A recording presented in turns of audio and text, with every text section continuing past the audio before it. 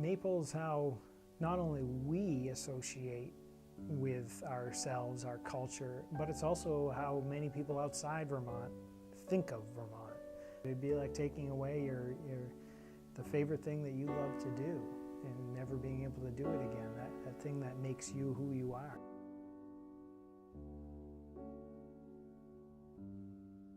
People saw a pretty dramatic shutting down of the sap flow system.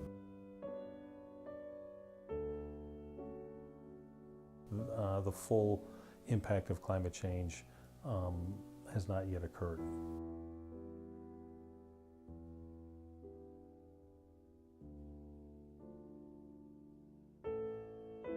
So my name is Jared Nunnery, and I'm the Orleans County Forester. I work for the Department of Forest Parks and Recreation. For the county forester, each county in Vermont has a county forester, and our job is to help anyone and everyone with 1 tree to 1,000 acres. So I've worked as a forester in kind of a lot of different ways for about a dozen years. My name is Mark Isselhart. I'm a maple specialist with UVM Extension, and my office is here at the Proctor Maple Research Center. The Proctor Maple Research Center is a research station, part of the College of Ag and Life Science in the plant biology department. And it's been here since 1946. And the mission of the Proctor Center is threefold. It's research, demonstration, and education, all related to maple syrup production. My name is Chuck Ross. I'm the Director of Extension at the University of Vermont. And Extension provides services to Vermont communities and Vermonters involved in various activities. One of the areas we work in is the world of maple sugaring, and we do that in concert with the College of Agricultural Life Sciences and the Agriculture Research Station, where we provide research and technical assistance to the maple sugaring community. My name is Selena Rooney, and I work on the Rooney Farm, which is a 4th generation dairy and maple producing farm in Morrisville, Vermont. In Vermont and Lamoille County, we've been sugaring 8 generations now, starting over 100 years ago in North Cambridge. My grandmother's family had a sugar place there. We have taps and buckets. Total, we have about 2,200 taps, which is small, 1,000 buckets, and 1,200 on the pipeline. Using buckets, we've definitely seen a huge decline in the amount of sap that we get from the trees versus how much sap we get from the pipeline. Because the pipeline is on vacuum, we have been able to get more sap out of those trees, but the sap coming from the trees that are tapped with the buckets, it's a lot less, noticeably less. The season is really chopped up into these really discrete, what we call runs of sap, that are generated by just the right temperature fluctuations to stimulate sap flow. So in general, if you have enough of those freeze-thaw events that generate sap flow and they're good enough quality, then you'll have a good season. And if you don't have enough of those events, then typically the yields will be lower. That's assuming you just use a bucket. As soon as we started using vacuum, the higher the vacuum you use, the more sap you can get out of a tree. And so that really kind of hid the fact that the trees weren't as healthy and weren't as doing as well due to climate change, because of the fact that we were still getting a lot of sap from those trees that were tapped on the pipeline with the higher vacuum. So we were able to produce as much maple syrup as usual because of the vacuum. In general, if you look at yields over time, the per tap yields have been going up, and that's largely due to technology and better tubing and better leak checking and higher levels of vacuum. The most significant change has been that storms that we do have are more severe. So we don't necessarily get more snow than we used to, but when we do get snow, it's a lot at once instead of little snowstorms throughout the year. Same thing goes for the wind, which causes the most damage in the sugar place. Today we were fixing an area of healthy trees where 3 trees right in a row just in the past month have, one blew over, roots and all, One, the top of it got snapped right off, and then another one blew a huge branch off, blocking the trails. And that's due to an increase in the speed of the wind. We've always had wind up here, but we definitely have more frequent windstorms now. And the wind that we do have is definitely at a higher speed, doing more damage. So last fall we had a very, very high wind event, mostly on the western side of Mansfield. And there were maple producers, among others, who were really affected. They had hundreds of trees that were blown down by this sort of anomalous high wind event. And some of it had to do with not maple trees blowing over, but trees like poplar, which hadn't shed their leaves yet and happened to catch a lot of that wind, and then they blew over, and then they knocked over crop trees. So those storm events, or a really high flood, flashy rain event, you could have severe erosion, you could have trees tipping over, any of those things that would, if it's going to take out any tree and you're in the business of tapping trees, you could be at risk. That kind of gets away from that discrete sap flow events and kind of goes into more general forest health. Is the climate going to support a tree like sugar maple going forward? When we have more ice storms and heavy snowstorms, that wreaks havoc on the tubing system. So even though the trees themselves are not being blown over and absolutely destroyed, they're losing limbs, and that impacts a tree, but a tree can recover. All those limbs are falling on lines. And so that's becoming almost an annual tradition to recover from the storm of either several years ago, we had multiple years of early season ice storms that caused a lot of damage to sap lines. This year was a windstorm in October. The length of the season is getting shorter, and it's also shifting to be earlier in the year. We always used to make our maple syrup in April primarily. Now it's more March, and last year for the first time ever we were getting sap in February, and that's never happened before. And over the medium or long term, the patterns that we're used to could be changing. We might see sustained sap flow over the whole winter. It's the timing of the sugaring season. It used to be a little more predictable. It was going to happen towards the end of February, March, maybe even not March until April.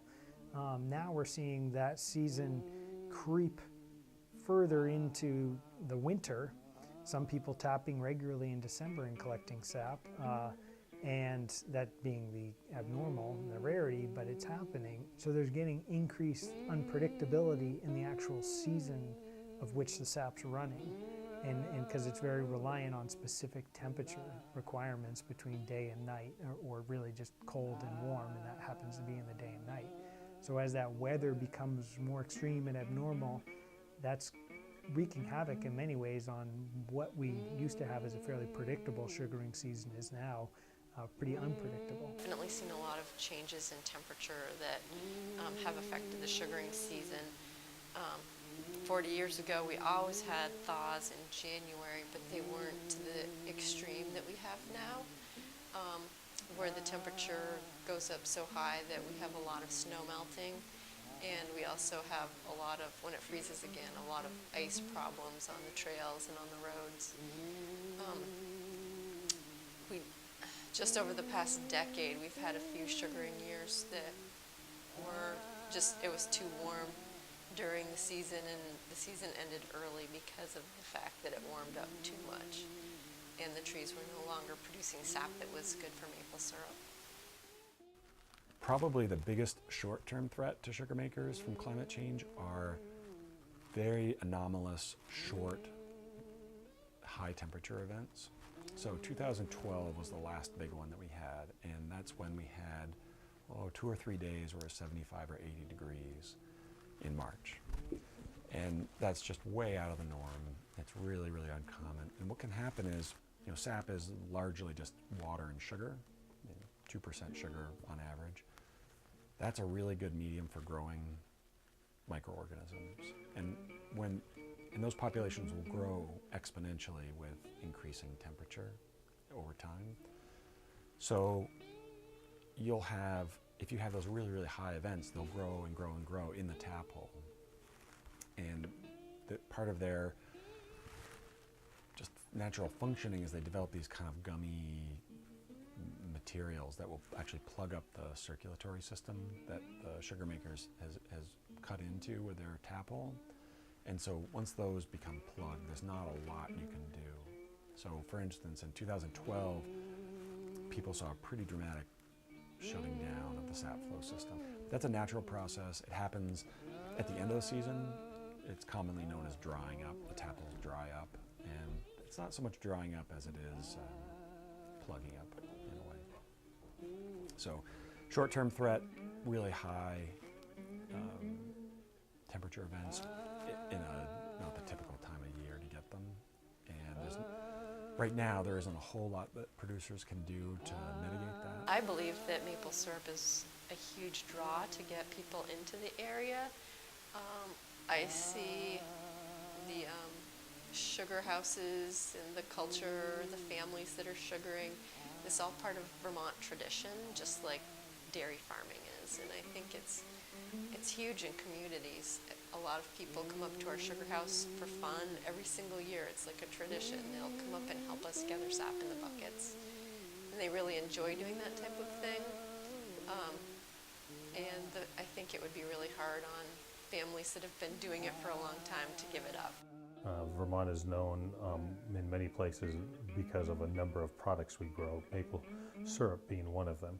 And it's, as a consequence, it's a bit of an icon of this state, and it speaks to who we are as a people, what matters to us. Maple's how not only we associate with ourselves, our culture, but it's also how many people outside Vermont think of Vermont. They think of syrup. So it's not only our culture has changed, but the perception of Vermont itself is very much founded in maple.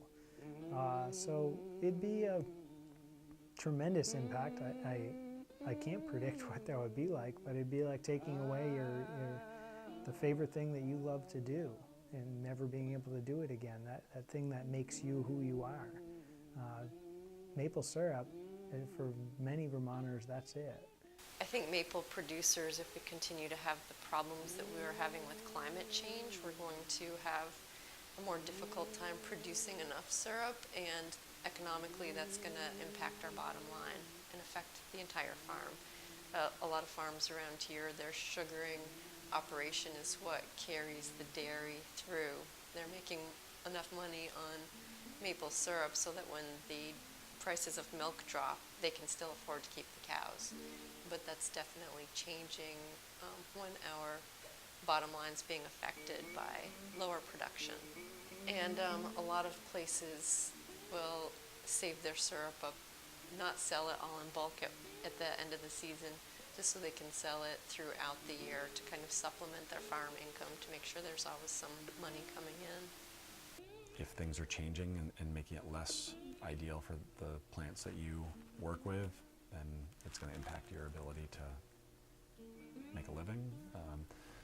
More and more people are getting all their income from maple, but it's still a tiny percentage of people. Usually it's a hobby or a glorified, very big hobby, but not a whole lot of people in the state derive all their income from maple. But enough derive a significant part that it can impact them, for sure. If we were to see a significant diminution, it would certainly have an impact on our economy in the respect that part of our economy is dependent upon that book of business, if you will. And it really carries our brand for other products as well. So people know Vermont maple syrup, and they think of that as a very high quality product that also is a beneficial impact in terms of the image of the other products that come out of Vermont. So there's a connection between these. How things go for maple will have some ramifications for how things will go for other Vermont products. There would be a whole set of industries that are connected to supporting maple sugar producers, the people that produce the vacuum pumps, the people that produce the lines and the evaporators, all would see a decline. Some of those are located in Vermont, some of them are not. So it would have that ripple effect through the supply chain of businesses that support the producers, as well as the people who sell the product. As far as climate change goes, there's a lot of things people can do to help stop climate change. I won't go into all those things, but using less energy, and any type of energy would help. But also purchasing Vermont maple syrup, making sure that your maple syrup comes from your home state and that it's real maple syrup, I think would be a big help. I think the biggest thing is that a lot of people are climate change deniers, but if you're making maple syrup, there's no denying that our climate has changed in just a few short decades, and it's changing really, really rapidly. So I think if people are having a hard time believing in climate change, then go talk to your local maple producer, and maybe they can explain to you what's happening, because we see it on a day-to-day basis, and a lot of people don't see it. So I think it's a good way to educate the public about what's happening. Yeah. I mean, it's happening. So I just think being informed is a good baseline place to be. You can ignore things, but it doesn't mean that they're not happening around you. Well, there needs to be a much more uniform acceptance and understanding of the science that shows that climate change is happening and that it is something that we are contributing to. I think when people understand that, which is an educational question first and a research question that supports that education, once we have that understanding, then we can begin to articulate the policies that reflect that research and that education to implement practices in our society, both in our personal lives, our businesses, and how we conduct ourselves, generally speaking, that can reduce our carbon footprint and make an impact, hopefully in time, to mitigate the changes we're seeing in the climate. We don't fully understand the future, but we know it's changing. We know we are related to that change. So the best thing we can do is prepare for that change through building a resilient forest. In some places, adapt to the change, and in other places, try to reduce our change through changing our own actions that are causing this change. There's big changes that happen at the societal level, and then there's individual changes, and those are the ones that are much more easy to control. That idea of where your food comes from, if eating locally is great for your economy, it's also great for the climate. Building your house locally out of local wood, that's better for the climate. Really, in Vermont, one of our biggest impacts is how far we drive. And in Vermont, you have to drive everywhere. It's not uncommon to drive 45 minutes in Vermont to get anywhere. So that's where your actions in trying to reduce that, combined with societal actions in building up our public transportation system and finding other ways to address these issues, they have to dovetail together.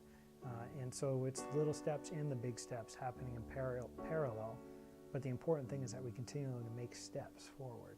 It would be really hard. I think emotionally it would be really hard. Financially, it would definitely hurt us if we stopped sugaring.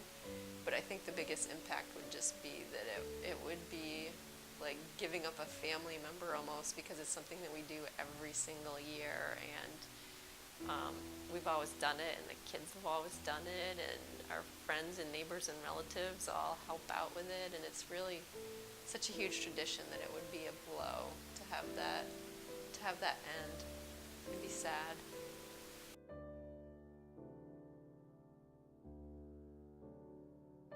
The sugar house still stands today, defying storms that speed decay. It nestles there where maples dwell, and has for me a tale to tell. It speaks of days so long ago, a time more measured, steady, slow, when man and horse team set the pace, with speed not meant to win a race. It tells of tub on sap's sled dray that hauled the sap that ran each day. It tells of boiling late at night, of drawing off by lantern light. It speaks of arch fire's rose-red glow, of syrup laid on fresh-packed snow, and of sugar parties held each year, with kin and friends from far and near. The horse team gone, the sled pole broke, the tub decayed as has the yoke. Our hair once brown now turned to gray, as time has eased our youth away. But still the sugar house survives, like memories meant to cheer our lives. And though smoke no longer lifts from stack, my recall brings that picture back. So sugar house with sagging back will strive to ward off time's attack, and will relate so youth will know of sugarin' so long ago.